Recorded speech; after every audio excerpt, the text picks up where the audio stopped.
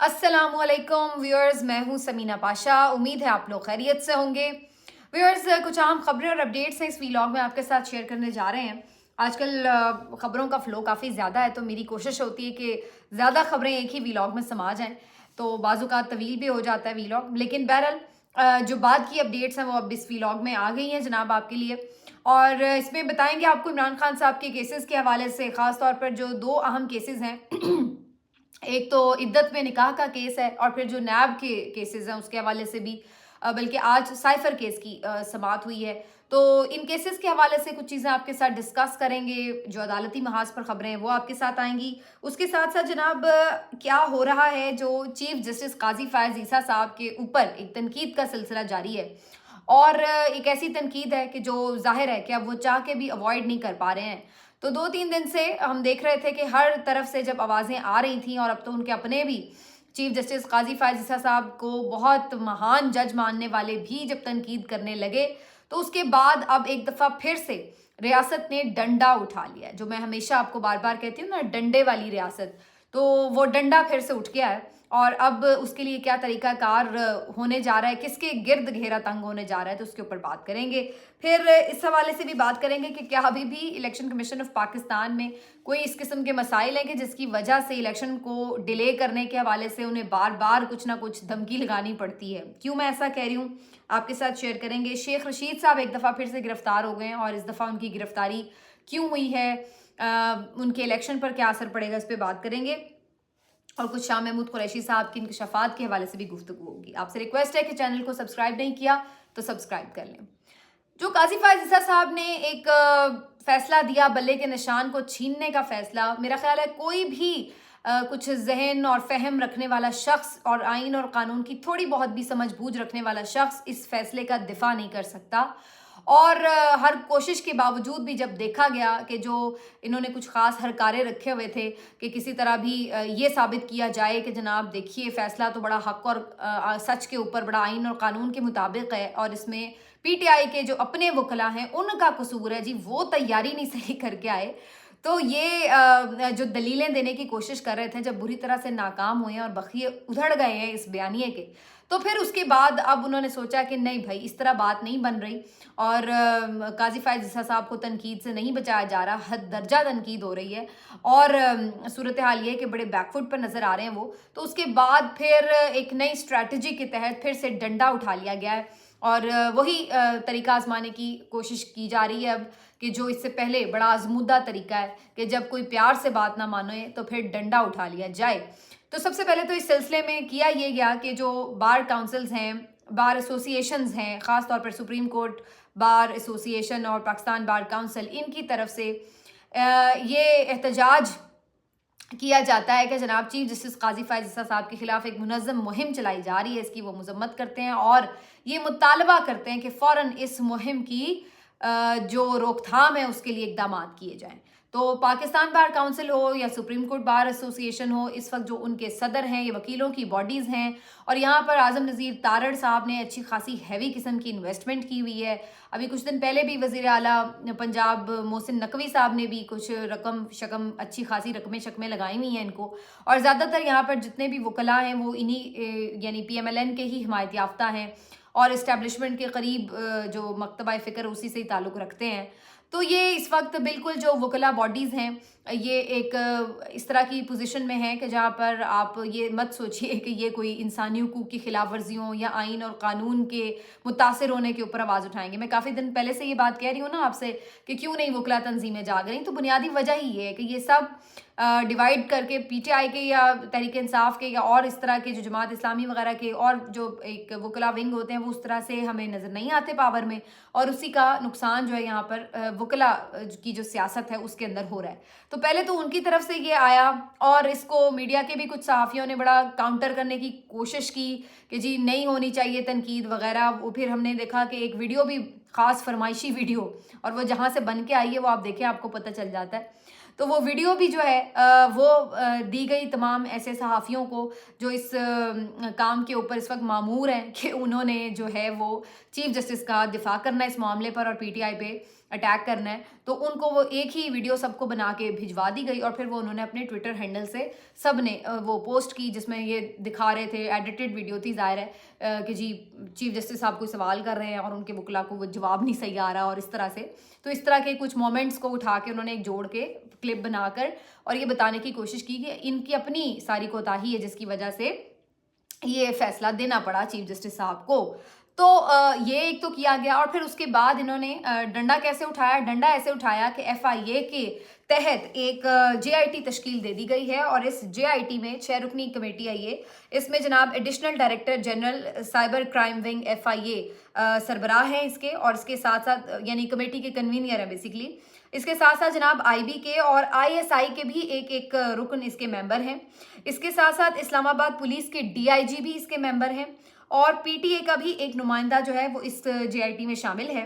और इसका मकसद क्या है कि जो चीफ जस्टिस काजी फ़ायज़ ईसा साहब के ऊपर एक पीछे मुहिम चली है पूरी जी, अदालतों के खिलाफ, अदलिया के खिलाफ जो मुहिम चली है उसकी सरकोबी की जाए, उसके ज़िम्मेदारान का तयन किया जाए और उनको कानून के शिकंजे में लाया जाए। तो वो तमाम हजरात मुझ समेत जिन्होंने भी चीफ जस्टिस काजी फ़ायज़ ईसा साहब के जो फैसले हैं उसको अगर तनकीद का निशाना बनाया है तो भाई अब वो तैयारी कर लें, क्योंकि डंडा उठाने का फ़ैसला किया गया है। मेरा जहाँ तक अपना इस JIT के हवाले से एक नज़रिया है तो उसमें पहली चीज़ तो ये कि आमतौर पर इस तरह की बॉडीज़ इसलिए भी बना दी जाती हैं कि एक खौफ पैदा कर दिया जाए, जो कि एक पुराना हथियार है। इस पूरे 2 साल में हम यही देख रहे हैं, खौफ पैदा कर दो, खौफ डरा दो, बस कोई आवाज़ ना निकाले, एक के साथ ऐसे कर दो, बाकी सारे देख के पीछे पीछे हो जाएंगे खुद ही, ये वो। तो वो वाला ये टैक्टिक है एक कि JIT बना दो, 2-4 को बुलवा लो, 5-6 को मुकदमात का सामना करना पड़ेगा, एक आधे को थोड़ी दिनों के लिए जेल की हवा भी खिला देंगे।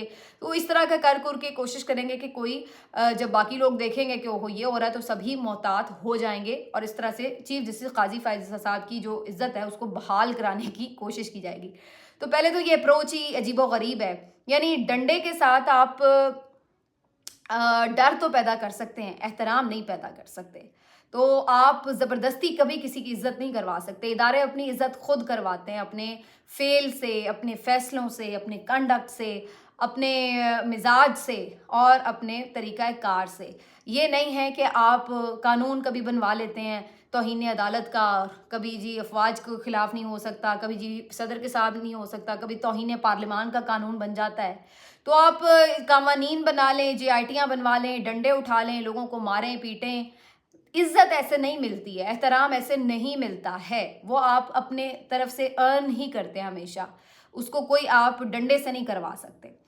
तो एक तो पहली चीज़ ये। दूसरी बात ये कि फिर अगर आप अब JIT बनवा ही रहे हैं तो फिर उसके बाद ज़रा ये भी देख लीजिए कि आपकी प्यारी और मोहतरम लाडली नून लीग आजकल जो आपके कसीदे पढ़ रही है, तो ये माजी में अदलिया के ख़िलाफ़ किस किस्म की मुहिम चलाती रही है। बल्कि मैं यहाँ पर एक और चीज़ कहना चाहूँगी कि PTI की अगर आप लीडरशिप की बात करें ना, इमरान खान साहब की और जो फर्स्ट ईयर इनकी लीडरशिप है, मुझे याद नहीं पड़ता, मुझे करेक्ट कीजिएगा कमेंट में अगर किसी को याद पड़ता हो, मैंने नहीं देखा कि इन्होंने डायरेक्टली कोई ज़ाती किस्म का अटैक किया है अदलिया के ऊपर।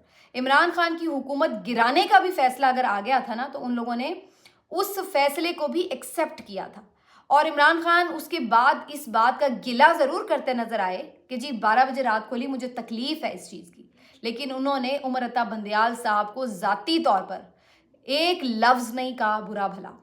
इसी तरीके से बाकी भी उनकी लीडरशिप में, मुझे मेन लीडरशिप में किसी की कोई ऐसी बात याद नहीं है कि उन्होंने किसी फैसले के ऊपर ऐसा कहा हो। उन्हें भी बहुत सारे शिकवे थे, फैसलों पे तनकीद भी होती थी और इस बात का तो आइन भी हक देता है, लेकिन ज़ाती तौर पर जजेस को नहीं निशाना बनाया।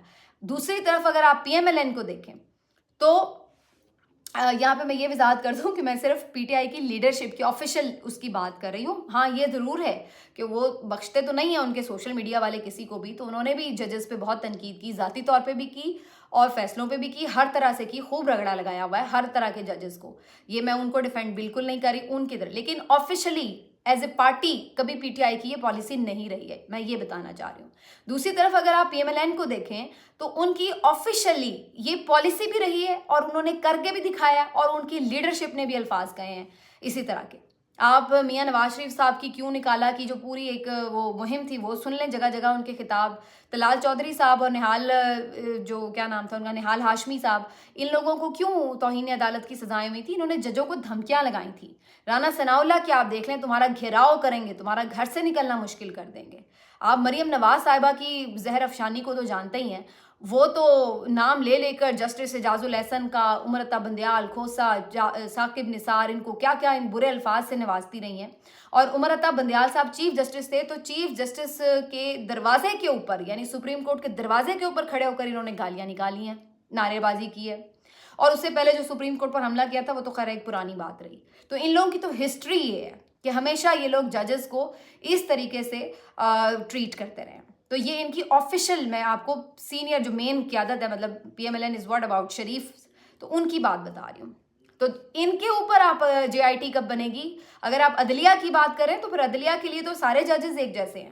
تو یہ کیا بات ہوئی کہ جی کچھ ججز کو آپ جتنی مرضی گالم گلوچ کر لیں، اور کچھ ججز بڑے سیکرڈ ہیں کیونکہ انہیں آج کل حمایت حاصل ہے، تو اس لیے جو ان کو نہیں آپ کچھ کہہ سکتے.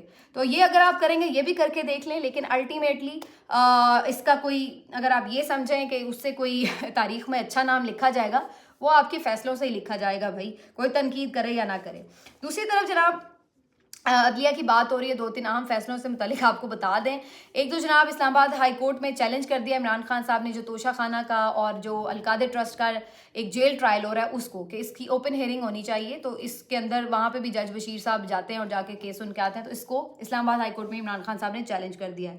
دوسری طرف بشرا بی بی صاحبہ نے بھی چیلنج کر دیا ہے جو عدت نکاح کیس ہے اس کو بھی. آج عدت نکاح کیس میں بشرا بی بی صاحبہ کے اوپر اور عمران خان صاحب کے اوپر فرد جرم بھی عائد ہو گئی ہے. بشرا بی بی صاحبہ روانہ ہو چکی تھی، اس کے بعد فرد جرم عائد ہوئی ہے جو ان کے لائرز بتا رہے ہیں. اور ایک جو اس میں امپورٹنٹ بات ہے وہ یہ کہ جو یہ کیس تھا اس میں آپ کو یاد ہوگا کہ جو ان کے ملازم تھے خاور مانکا کے، انہوں نے جو سٹیٹمنٹ دیے تھے اس کے مطابق عمران خان صاحب اور بشرا بی بی صاحبہ کے نکاح سے پہلے ناجائز تعلقات بھی تھے اور پھر عدت میں ہی انہوں نے نکاح بھی کر لیا تھا.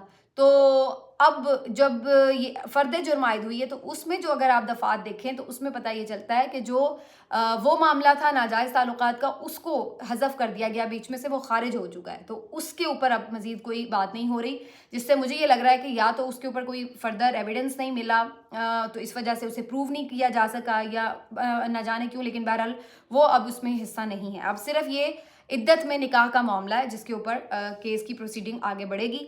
تو اب اس کے اوپر بہت دفعہ میں بات کر چکی ہوں اور یہ اسلامی اور شرعی طور پر بھی بہت ساری چیزیں بڑی واضح ہیں اس کے اوپر. تو ایک انتہائی فرسودہ اور بکواس قسم کا کیس، لیکن اس کے اوپر جس کو کہتے ہیں کہ اصل مسئلہ سزا پہنچانا نہیں تکلیف پہنچانا ہے. سزا پہنچانے کے لیے اور کیسز ہیں، اس کا مقصد صرف تکلیف پہنچانا ہے، ایذا دینا ہے، ذہنی طور پر ٹارچر کرنا ہے، بیگم صاحبہ کے اوپر کردار کشی کرنی ہے جس سے الٹیمیٹلی ظاہر عمران خان کو تکلیف پہنچے. تو یہ اس طرح کے کیسز کا مقصد ہے. دیکھیے جی ان کیسز میں کیا ہوتا ہے. اس کے علاوہ جو یہ ہے سائفر کیس، اس میں پھر سے اب بیانات گواہوں کے قلم بند ہونا شروع ہو چکے ہیں کیونکہ پہلے جو ہوئے تھے ان کو پھر کالعدم قرار دے دیا تھا. تو یہ کیسز کے حوالے سے ہو گیا. شیخ رشید صاحب کو جی آج پھر سے گرفتار کر لیا گیا. شیخ رشید احمد صاحب کو آج 9 مئی کے واقعات میں گرفتار کر لیا گیا. تو جب یہ گرفتاری کی خبر آئی تو میں سوچ رہی تھی کہ یہ وہ آدمی ہیں جو 9 مئی کے معاملے پہ کہہ رہے تھے کہ جی میں سب کو معافی دلواؤں گا اور میری ریکویسٹ ہوگی کہ سب کو معافی مل جائے وغیرہ. لیکن آج 9 مئی کے کیس میں ان کی ضمانت خارج ہوئی تو پھر اس کے بعد انہیں عدالت کے باہر سے گرفتار کر لیا گیا. اچھا اس کے اوپر بڑی انٹرسٹنگ بات ہے، 2 اس میں تھیریز چل رہی ہیں. ایک تو ظاہر ہے یہ بات چل رہی ہے کہ چونکہ سٹل وہ کہہ رہے تھے کہ میں دوستی نبھاؤں گا، میں خان کے ساتھ ہوں وغیرہ، تو ایک تو اس کی پاداش میں بھی ان کو پکڑا گیا ہوگا. اور دوسرا جو اس میں ایک بڑی انٹرسٹنگ تھیری چل رہی ہے وہ یہ بھی ہے کہ یہ فرمائشی گرفتاری تو نہیں ہے کہیں، کیونکہ پی ٹی آئی نے بھی وہاں پر امیدوار کھڑا کیا ان کے حلقوں میں 56-57 میں، اور اس سے یہ بھی اندازہ ہو رہا تھا کہ ان کو کم کیونکہ پی ایم ایل این کو بھی ووٹ پڑے گا، پی ٹی آئی کو بھی ووٹ پڑے گا، تو شیخ صاحب کا جو جیتنا ہے وہ مشکل ہو جائے گا. تو کہیں ایسا تو نہیں کہ ان کی جیت کو آسان بنانے کے لیے ان کو گرفتار کیا گیا تاکہ ایک ہمدردی کا ووٹ بھی جو ہے الٹیمیٹلی شیخ صاحب کو مل سکے. تو ہے تو یہ ویسے دلچسپ تھیری ہے. میرے پاس تو ایسا کوئی خبر یا اطلاع یا ایویڈنس نہیں ہے جس کی بنیاد پہ میں کہوں کہ انہوں نے جان بوجھ کر یہ کوئی سیٹلمنٹ سے گرفتاری ہوئی ہے. لیکن بہرحال شیخ صاحب ایک دفعہ پھر سے چلے گئے ہیں جیل، اور الٹیمیٹلی ان کو اپنی کیمپین میں شاید اس کا فائدہ بھی ہو، ظاہر ہمدردی کا ووٹ بھی آئے گا. तो ये एक चीज़ है। और स्टिल उन्होंने चूँकि खान साहब के खिलाफ अगेंस्ट कोई इस तरह से कोई स्टेटमेंट नहीं दिया, तो लोग अभी भी बहुत सारे लोग उनके हवाले से एक सॉफ्ट कॉर्नर रखते हैं। तो लेट्स सी जी शेख साहब के साथ अब क्या होता है आगे जनाब। अब बात कर लेते हैं कि ईसीपी क्या कर रहा है। ईसीपी की तरफ से जनाब इलेक्शन कमीशन ऑफ पाकिस्तान की तरफ से दो अहम खबरें आज। एक तो ये कि उन्होंने जो इनके सेक्रेटरी हैं, सेक्रेटरी साहब ने कुछ दिन पहले, जो 2-3 दिन पहले एक इस्तीफ़ा दिया था, वो जो है मंजूर कर लिया गया सदर साहब की तरफ से। तो अब ये पोस्ट हो गई है खाली। तो एक तरफ ये खला आया है, दूसरी तरफ इलेक्शन कमीशन की तरफ से आज एक प्रेस रिलीज जारी की गई है जिसमें उन्होंने इस बात को कंडेम किया है कि जी पीटीआई के बहुत सारे जो लोग हैं वो बार बार निशानात तब्दील करने के हवाले से दरख्वास्तें दे रहे हैं। बहुत सारे लोगों को एतराज़ हुआ कि बड़े अजीब व गरीब किस्म के उनके निशानात लॉट किए गए हैं।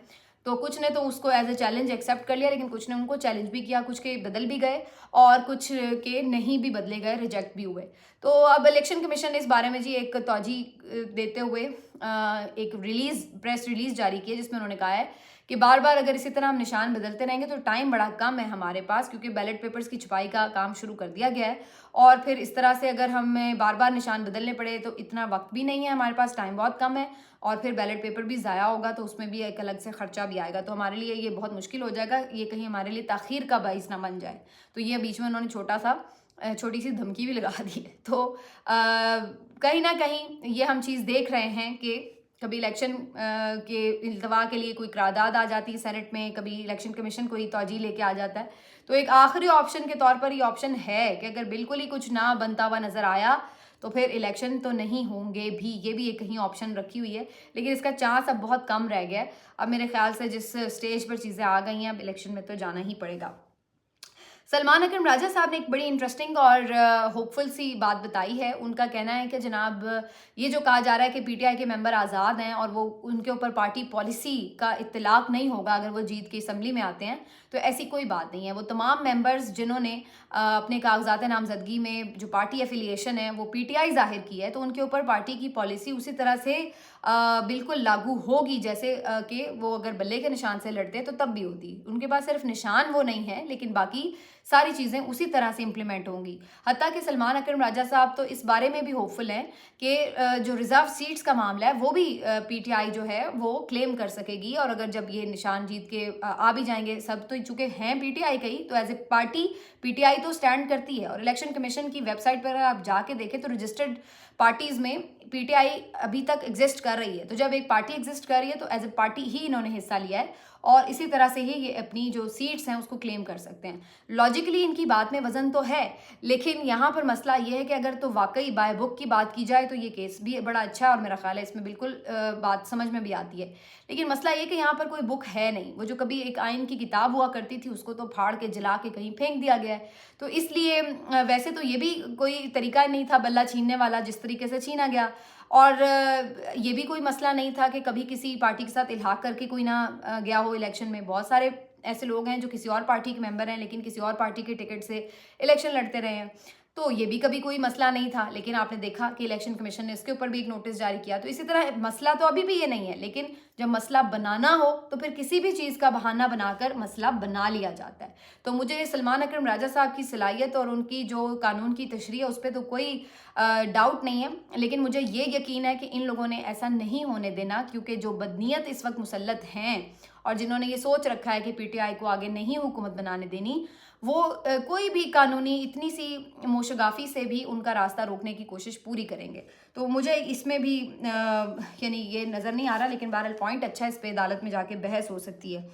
Last but not the least Shah Mahmood Qureshi साहब ने ये बताया कि किस तरीके से इमरान इस्माइल साहब, महमूद मौलवी साहब और फवाद चौधरी साहब, ये सब लोगों का एक वफ्द जो था वो अडियाला जेल में उनसे मिलने आया और फिर उनसे कहा कि आप इमरान खान पीटीआई को छोड़ दें, सियासत हम अलग से अपने तौर पे कर लेते हैं मिलके।